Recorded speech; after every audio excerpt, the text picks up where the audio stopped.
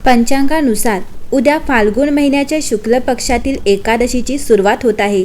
एकादशीचा प्रारंभ हा 26 फेब्रुवारी 2026 रोजी पहाटे 12:33 होईल आणि एकादशी तिथीची समाप्ती 27 फेब्रुवारी 2026 रोजी रात्री 10:32 होईल। व्रताचा मुख्य दिवस उद्या तिथीनुसार आमलकी एकादशी 27 फेब्रुवारी म्हणजे उद्या असणार आहे।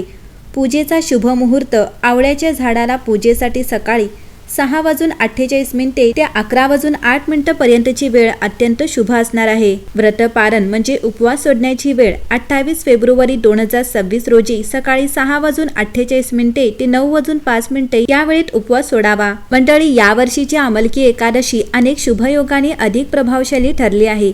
या दिवशी खालील 4 महत्त्वाचे योग जुळून येत आहेत। सर्वार्थ सिद्धियोग, रवियोग, आयुष्यमान योग, सौभाग्य योग असे योग या दिवशी आहेत।